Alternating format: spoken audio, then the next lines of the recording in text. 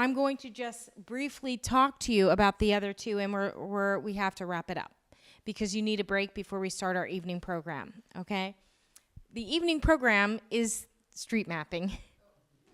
So luckily, what we'll do is, we'll reconvene at the base of the building at around 7 p.m., and we'll start our walking tour, slowly heading up to the venue where we will meet a social enterprise founder and see what he's doing. And I won't talk to you too much about it because we're going to do it. So basically, for street mapping, we want you to get out to the streets. You can bring the streets in or you can go out to the streets. Bringing the streets in, Google Maps. Go to your neighborhoods. See how other people see your neighborhoods.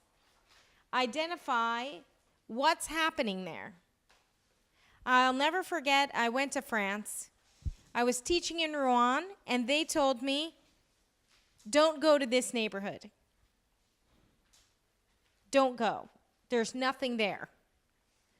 So, of course, being a rebel, I went to that neighborhood. And they were so wrong. I found cool, unique shops with pioneering ideas. So, rethinking where you are is very important, and seeing it from the people. And your communities, but even then, go and take a look. I would have a map of your communities. I wanted to print out maps of all your communities. I like it on a board like this, and you can start to pinpoint where you think there's a lot of entrepreneurship activity already, and people can show you what they think is examples of entrepreneurship or good ideas already. You could do that with green pins. Maybe you take red pins and put the do not go to those neighborhoods, and then make fun of that statement. And show that where there is don't go there, there is so much opportunity. Because if there's fear, and you can turn it from fear into opportunity, from obstacle into opportunity, then that's really changing your communities for the better. Go to those hotspots. So that's what it is. We're going to go to street mapping. We're going to walk around. We're going to look at the different, what's going on the streets between here and our venue. So that will be example later. Now, heroes in your community. So now we're moving from the word entrepreneurship to the person who is entrepreneur or entrepreneurial. That's very important for you to know. Anyone can be entrepreneurial, but there are few entrepreneurs. And not everybody entering into your program is going to want to be an entrepreneur. But everybody should want to be entrepreneurial, to possess a vision, to want to problem solve, to want change to happen in a positive, connected way, to want to be innovators, to be determined. These are all great characteristics that will help them in life. It will help them in their family life. It will help them in their work life. It will help them today when they leave the room, and it will help them in the future. So everybody wants to be a hero of their communities. How can you start the hero inside of you? By maybe looking outside to see who's a hero for you, in your eyes. So, Andrea, I'm asking you, I'm looking into your eyes, and I'm asking you, who is your superhero in life? A superhero in life? In life. It's not Batman, but... Someone who has superpowers to you. They're a hero in your community, in your eyes. I don't know. I mean, it's a tricky question. I mean, I wouldn't be able to who is a super? I mean, what is the definition of a superhero, though? I mean, it's a. Okay.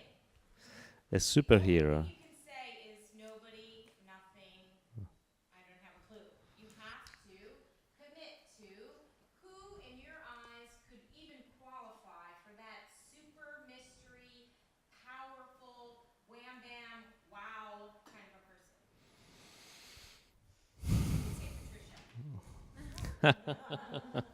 No, she's not a superhero. No, no, I don't believe. I think superhero should be somebody with a, with the skill and the ability to really change the course of the society. In my opinion, no, I don't know anybody. I mean, there were some people in the past that died trying. I can think in terms of personal engagement. I can think of some people that were killed by the mafia, for instance, in the south, because they tried to do their duty as investigators, and they ended up being killed. These are people that really push, but I don't know if it's superheroes. It's people doing their job seriously and changing something. Yeah. So let's say, I mean, if you want a dead one, I can quote maybe Falcone. I think for me was an important person. He was killed by the mafia. They blew him up with his wife and 5 people of I think 5 policemen, and he knew that he was gonna die but still he did it. He did his job, and he did change something. Okay, I would say you told us about a martyr. You might have told us about a legend. But at the beginning of the course, a superhero is someone who you aspire to be, someone that is within your realm, that you want to be like. I want to be like Wonder Woman, and not just because of her sexy costume. Huh? I like her lasso that can get people to tell the truth. If I could put a lasso on each one of you to get you to tell me the truth of what kind of entrepreneur you want to be, then my job would be easy. If you had that lasso, it'd be easy for you. But I know people with superhero qualities or hero qualities in a community, but they don't always have the nicest stories. But at the beginning, you want to tell the nice stories. Muhammad Yunus, Nobel Peace Prize winner. I'll tell you his happy story is that he is the father of microfinance. He helped by looking out his window of an economic class saying, students, we suck here in Bangladesh. We're talking about economy in this room, and we're not helping those people outside. Let's go and do something now. And he went and did something now, and he gave little loans to little ladies in little villages, and they bought telephones and became members of the community and got the rest of the communities connected and blah, blah, blah. 2006, he won a Nobel Peace Prize. He's a superhero. Now, if you want the real story on it, the other side is that people in Bangladesh and other people in microfinance are not so happy about him because of the repercussions of people who couldn't pay back those loans. But I don't want to tell that story. I want to tell the superpower story, the people who make the change agents, because after they make change, they piss people off. They get people mad, and then people start changing that story. So what you need to do is find stories that really inspire. That's what we're looking for. And if a hero or a superhero is not something that inspires you because it's not realistic, then don't call it heroes. Relabel it. Relabel it. Who are the innovators in your community? Who are the change makers in your community? Who are the leaders in your community? Who are the doers in your community? You know what I'm saying? So rename that if you don't like that word. No, put a Band-Aid over it and write doers on it. Go ahead. Sorry. Yeah. Let me say something. Yeah, sure. I think that if you talk to Italians, their leaders, they perceive leaders as a problem, yeah? I don't know. We have a lot of negative. I mean, come on, let's face it. I mean, we have Berlusconi 25 years, I mean, if you talk about leaders to an Italian person now, who has a minimum sense, he will not come up with something positive because of the corruption and everything. But if you talk about normal people, well, then I can tell you that there's a lot of people that I envy, people that manage to come from a very humble background. They built up their business, they created wealth for themselves and their kids, and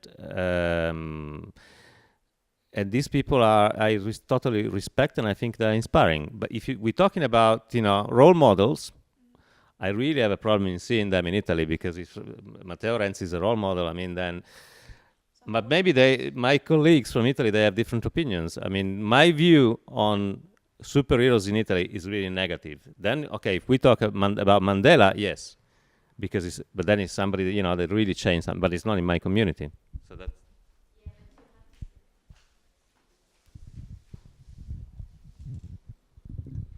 I will try to say something positive. You have to think, and the topic is in your community. So maybe, I know in Italy, at national level, there are not so much superheroes, but at community level, there are a lot. I mean, I have 100 of superheroes in my local community. So you have to think about the people, that inspire you, that they make things for the community, that you think that they are, you have to get into the subject. It's not, we are not going, it's like a vicious circle and negative. I got, for example, I work with people with mental health disorder, and they've got limitation, but for another things for me are superheroes. They could, last year, and they also, they won a prize, a European prize. Some of them even, where they went to a conference and talk in English, and they also shared their experiences with another people in English, and we even didn't know that they know English at the beginning when we start, no? But I mean, maybe they are not superhero all the time, all the life, always. But in that moment, you say, "My God, you are superhero," because you've got limitation and problem to talk with people in Italy, in Turin, even if they one of them, even if someone stopped me at the street and asked me for some direction or wherever, I'm not able to communicate. I'm so shy.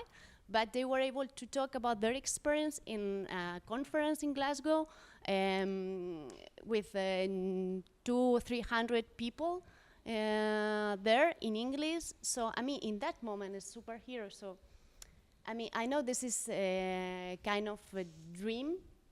It's also linked with the definition of entrepreneurship. Also linked, entrepreneurship is a way.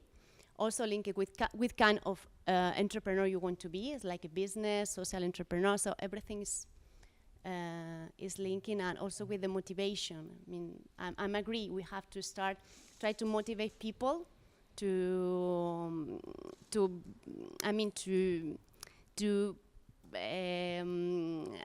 connect with their creativity.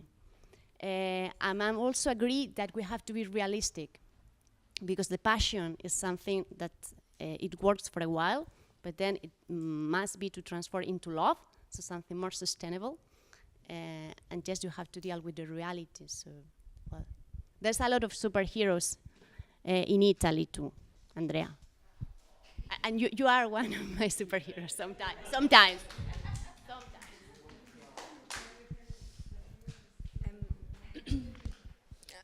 I actually thought that was a really good example, because I think I completely agree that it is about I suppose, you identify with superheroes because it's exactly like you said, it's the things that you want to be, or things that you are not and you admire, because they're superpowers that you could never imagine ever doing.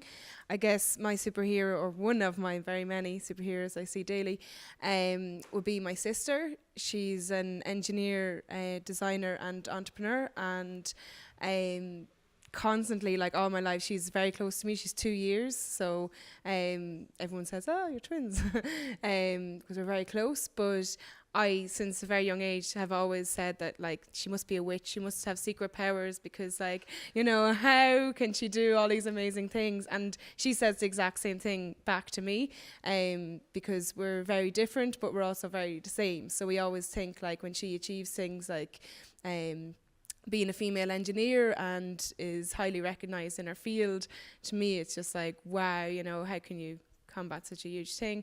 And yeah, so that would be 100% a superhero that I see. And I would like to bring personal dimension into it. When I think of a superhero, For me, a superhero is someone who is able to overcome the personal limitations. And this is so much more difficult than overcoming societal barriers or external challenges. I have many inspirational people in my life, and I could talk about it for hours. But when I think about this, what I would like to show or say is examples of people with disabilities who, despite their physical limitations or maybe some mental limitations, achieve so much in this limited shape or the body that it can really, really, really inspire me, and I think also the others. And the example, I have actually 3 examples, people who I met in my life. The recent one is Raoul Krauthausen. So he came to the workshop in Berlin, and it's a very small man in the wheelchair, almost paralyzed, like completely, but he has a great mind, and he's a good thinker. And so what he did was coming from personal issues, like how do you deal in big city with barriers, to the solution to create a wheel map for all the others who would know where are friendly places, for people in wheelchairs. And that was his idea, and he implemented it. And I know he has so many more difficulties or challenges than I do in my healthy body, but he is really the inspiration for me, which I think is worthwhile sharing. And another example is a person also in a wheelchair in Ukraine who created mobile transport for people with disabilities in his city. Despite also health issues, he created a service for the others. And I know also a yoga teacher who had cancer and was carrying some things in the body and could teach so brilliantly that she had tons of students coming up to her class, and she managed to make the message, put the message across. It doesn't matter how you are, what you feel, but you all can do it. And that's for me, people who we see, I think, also in everyday life, and we just need to think. And I agree with you. So many at the local level. You don't need to look further on to the world, across the globe. You can find them. And I think that we might have said it in Görlitz, but I'll say it again. The key to you being happy is appreciation. So when you can appreciate and recognize others in your community, you are going to be happy. Your group is going to be happy. So you can do this in so many ways. This story that Tanya just shared is very meaningful. She was saying it from her heart. She was saying it very passionately. But for me as a visual person, I would love for her to tell the story and maybe hold up a picture of this person, or take me to his website and show me his social enterprise and take me into that story a little bit deeper. So there's lots of little games you can do to bring the heroes of the community into the classroom. You can play kindergarten show and tell. They can take the picture of a person, put it on the front page, and on the back can have a story, and you sign that you are bringing this story forth. I appreciate this person in the community. And that's it. Then you can have an appreciation wall, or an appreciation exhibition, or an appreciation clothesline. And it brings those heroes very, very close to you. And then guess what happens? People start telling other people about inspiring stories. And it's like a fever that spreads, and everybody gets warm inside and feels they can do it. They can overcome those obstacles. Being small, contained into a wheelchair, underestimated by people, and they are going to be someone's hero. Amazing. I have millions of stories. So many stories I want to burst, but I can't because we don't have that much time. So I thank you all. And I feel really positive that this is exactly where we should be at the end of day one. I don't know about everybody else. How do you feel? Massimo? I understand this and I appreciate I wouldn't be able to draw a conclusion. I mean, You're not supposed to. It's day one. I don't want any conclusions. well, I would go home very unsatisfied. Just talking about heroes. So what? You know what? Okay. I would need a technique to close it. Okay, to close the heroes. Yeah. No, no. It's just the same for me. It's with the beginning when you start just to draw our passions and introduce ourselves before we have to have a round where we get to know our names and stuff. And there's also in every topic we had this one layer was very personal, so it's about the personality and about the group. And on the other side, it's sometimes more, sometimes less shifting to this part of entrepreneurship.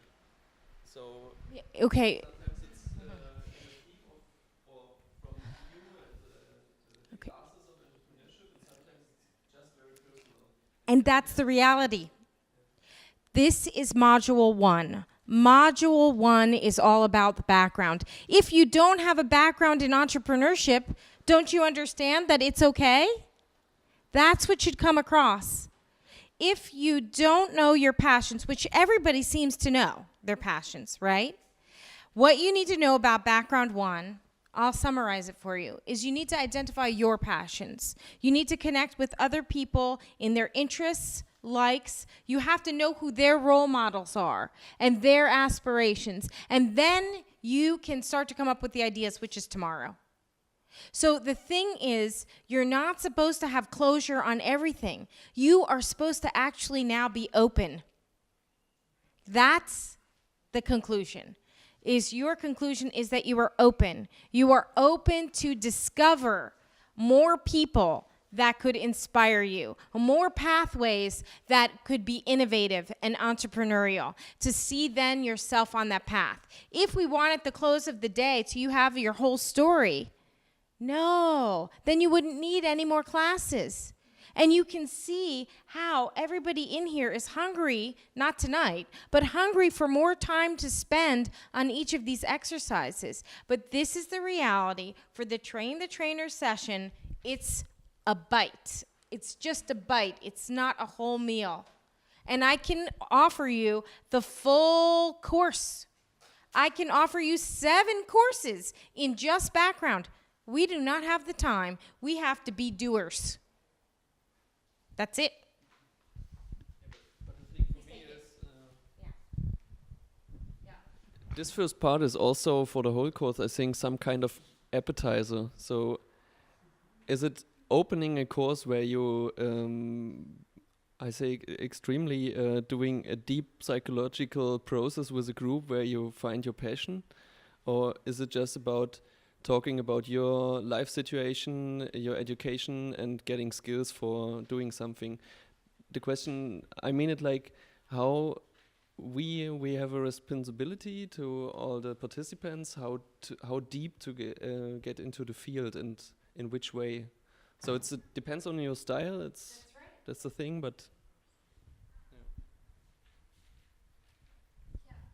I would do it differently than you would do it. But what you have to leave here with is an idea of how you would do it. Would you go personal or would you go career skill sets? You know, what would you do? And you have to make sure you define that for yourself. You know, you have to know. That's it. We can't tell you because I would do mine with lots of photography. But that's not for everybody, right? Somebody would do with a lot of storytelling. Someone would do things with lots of physicality and exercise and breathing and music, you know? And all of them are correct, but we don't have time to try them all out. And I'm very sad about that, but it's our reality, you know? So that's it. I mean, we can close the night out. We can stay here until we have to walk if nobody wants to go home. And we can do a deeper dive into any area you want. I'm okay with that. But, you know, we're already an hour past the time we should have closed.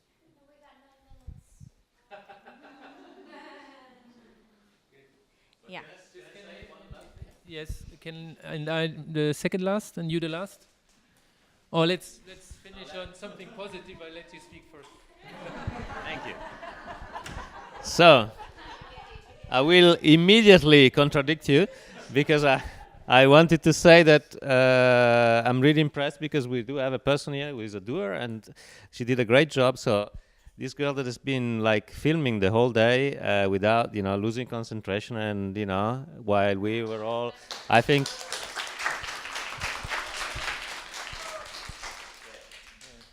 Sorry for the joke. No, I don't have anything big to add, but I just wanted to get answer to Massimo who wants a closure. I think the passion thing is just interesting. The self-reflection in the beginning is just really, I think it's very interesting because it is very often very linked to a passion or to an interest or to a skill if you think of an entrepreneurial idea, and that it's just interesting to make that self-reflection in the beginning. And then the hero thing, I think it's also interesting that sometimes people take entrepreneurs for granted and don't make, again, the reflection on who is actually in my street an entrepreneur, what are they doing, and what is, to put it in the language of young people, what is actually cool? What do I find cool about what he does or how he or she does things?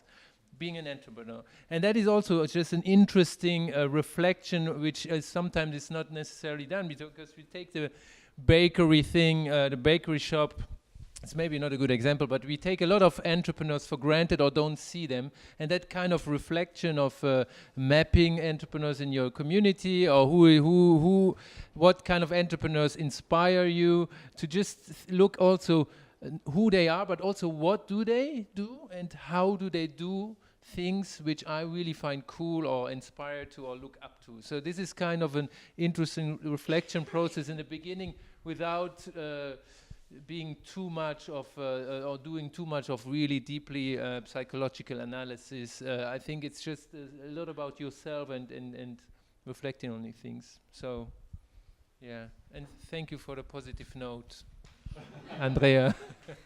Okay, I can tell you, as Josie pointed out, our time is limited from the camera. It's edging on 6 o'clock. So usually on every day, we'd like to give you a 2-hour pause.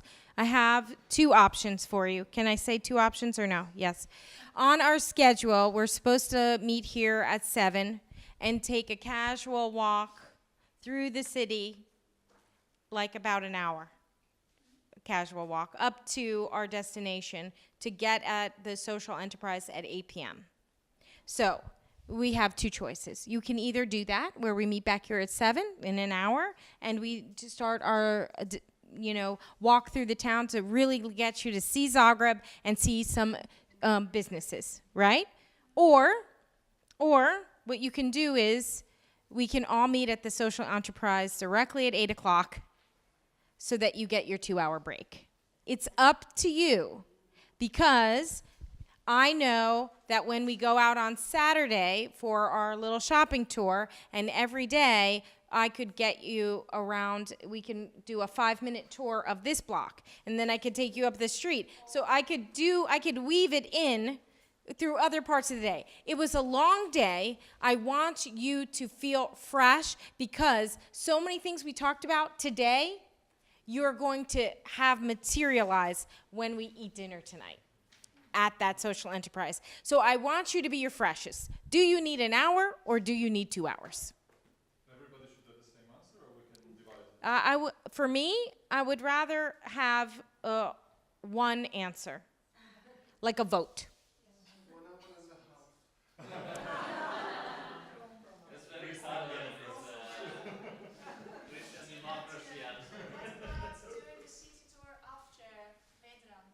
Everything will be closed. You won't get to, the lights will be off in the shops and things like that. Do you want us to go to shops? Well, I want you to, if you don't see the light on from outside, you can't see inside. We don't have to, we're not walking in. They would be scared if all of us would go into the shop at once. But I thought that we would at least browse. But if you want this compromise, then instead of starting here, you can meet in the town at the Turkban Yelchiceva, which is the main square. So which is walking straight down, and when you see a big statue with with a horse, you're at the main square, and it's straight down here. If you wanted to start there at 7:30. But no stragglers, because you won't make it to the restaurant by yourselves.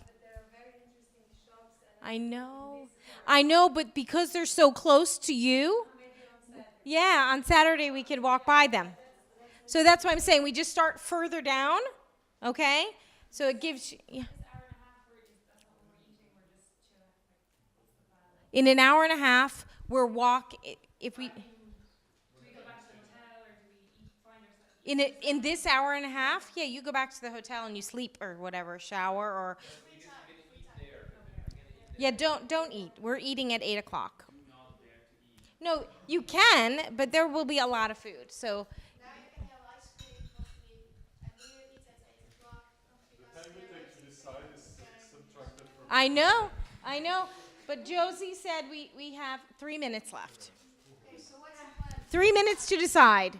An hour and a half, or do you want the full 2 hours? And I just give you the address, and you all take 4 people in a cab there.